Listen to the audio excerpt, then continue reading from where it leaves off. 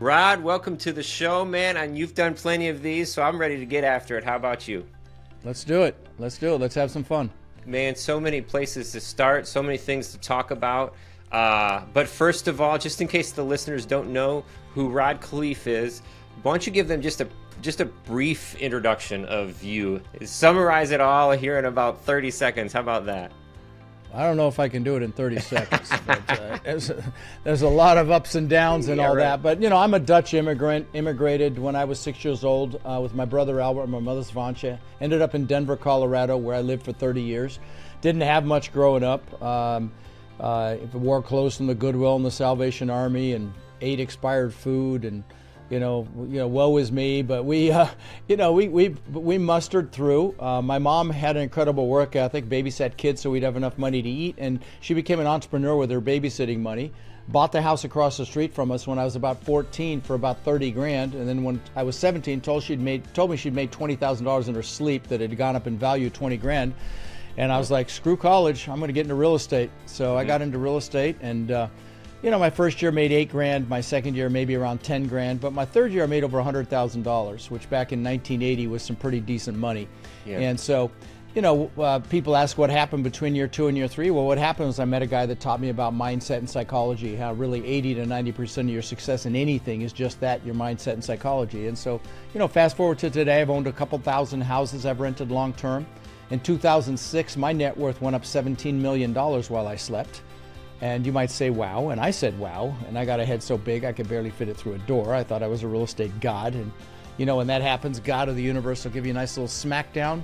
Well, that was 2008 and 9. I lost $50 million in that crash. And so what I'm known for talking about on my podcast and at my boot camps is really the mindset it took to have $50 million to lose in the first place, and then maybe more importantly, what it took to recover, you know, from that back to the success that I'm blessed to have today. So happy to talk about that some if you like, or happy to talk about anything you like.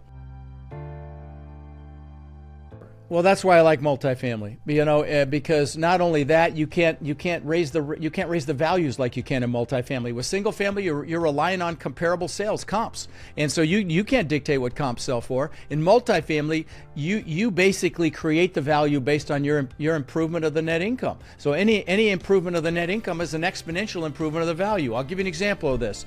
So we've got a 296 unit asset in San Antonio. And this is an example I use a lot just because it's kind of gripping. And so we painted the parking spaces with numbers. Okay, we numbered all the parking spaces and we told the residents, hey, if you'd like your own reserved spot in front of your unit, we'll let you reserve it. First come, first serve. It's $25 a month. You get your own spot. We had 100 people take it. Okay, it is a well, it's a $750,000 increase in value at a 4 cap, okay? So now I'll get some hate for that because people don't understand it. But what you do is you take the 25, you multiply it times 100, that's how many people took it, and then you annualize it, okay? That's $30,000. Then you divide that $30,000 by a 4 cap or a 4% capitalization rate, it's $750,000. Instant increase in value. That's why we love this business, because you can ramp the value like that based on your efforts. There's a lot of deals in trouble, and because these guys they got bridge debt, which is adjustable rate debt. It wasn't meant to be long-term debt, so it's 1 to 3 year debt. Right now, I think there's about $1.5 trillion in debt due in the country, and a good half of that is multifamily. And if you've got that debt that's due, you have two options. One is you can sell, which sales are down about 90% right now, or you can refinance, which is very challenging because you have to buy what's called a rate cap, where you're making sure the rate's not going to go up more than a certain percentage when you take this loan out. Those rate caps have gone through the roof. To give you an example, in 2020, you could do a rate cap of 3%, where the rate's not going to go up more than 3% on a $100 million loan for 3 years. So you borrow $100 million, you're buying this rate cap, so for the next 3 years, the interest rate's not going to go up more than 3%. That was $23,000 in 2020. That same rate cap 2 years ago, which is the last time I checked, was $2.3 million. Okay, and that was 1 year. Couldn't get 3 years, forget it. That was 1 year for $2.3 million. So these rate caps kill people. And in our world, the lenders are looking at the property's ability to service the debt. It has nothing to do with your debt to income. It's all about the property's ability to service the debt. It's called the debt service coverage ratio, okay? And so you know, a lot of these properties aren't breaking even because the rates are so high. You know, I know we've seen a 50% 50 basis point drop in interest rate, 0.5% interest, but that hasn't even affected commercial real estate yet. So, you know, that's the problem. Talking about all this debt coming due that these lenders can't keep kicking the can down the curb. And so they're going to have to start foreclosing. And so there's just going to be a ton of opportunity to buy deals. I'm going to be putting together a distressed asset fund myself to buy deals. And, you know, I just think there's going to be incredible opportunity. And you know, and if you don't mind, I'll mention my boot camp real quick. I've got a boot camp coming up, a 3-day boot camp. It's the only live one I do each year. It's in Orlando. It's November, what is it, 8th, 9th, and 10th. I always get the dates wrong. But it's coming right up, literally a week from when I think this episode's going to air. Yeah, it's the 8th, 9th, and 10th.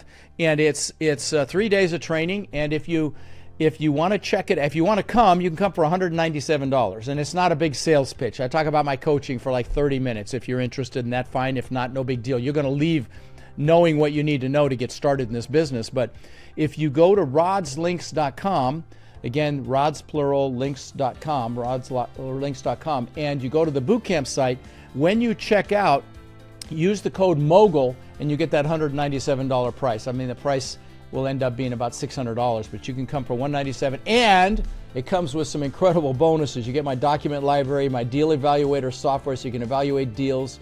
You get my Finding Deals course, and you get the recordings of the event. I mean, that stuff's worth thousands of dollars, so it's a screaming deal if you're interested. But the reason I bring that up is, you know, incredible opportunity is coming in my space for sure. I don't know that it's going to come in the single family space just because there's such a huge pent-up demand for housing. But in my world, the commercial real estate world, there's going to be incredible opportunity. So if there was ever a time, it is. What skills need to be honed in order to prepare for the next 6 to 12 months? So we don't. Well, courage. Something like this, right?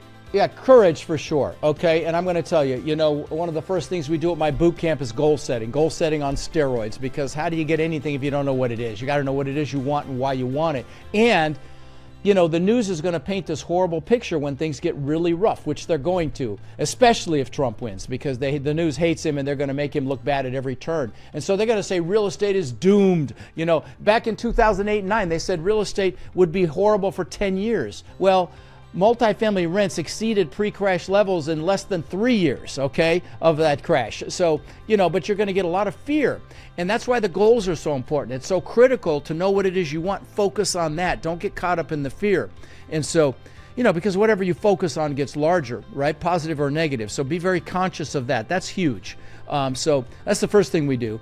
But really the bottom line is you've got to decide what your vehicle is going to be to capitalize on this. And I'm going to tell you, I think there's going to be incredible opportunity to buy businesses as well.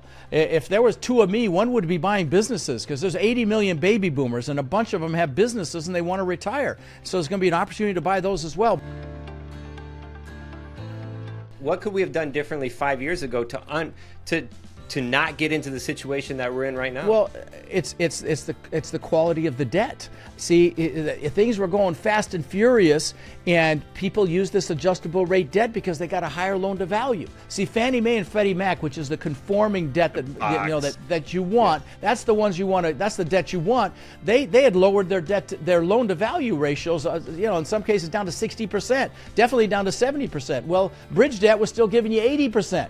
And so it's like, oh, we could still get 80% loan to value. So they do that, and yeah, the going in rate was 2.8% or 3.2%. Well, now it's 9%, okay? And so they're dying. I mean, I looked at an asset in San Antonio where the lender was requiring reserve payments that used to be $8,000 a month. They went to $80,000 a month, okay?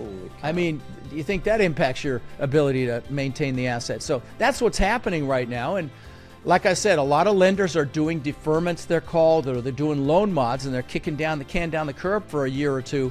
But I'm going to tell you, mark my words, the piper is going to have to get paid. And when it does, there's going to be carnage and there's going to be great deals. And But it takes time to get up to speed. It takes time to learn how to underwrite a deal. You know, I'll spend a couple hours at my boot camp on it, but then I'll tell you, I'll say, hey, when you do your first one, it's going to suck because it's going to take you all day, but you're going to get to a point where you can do it in 30 minutes, okay? But that's going to take, you know, repetition. Repetition is the mother of skill. You got to just practice, and so that's what it takes.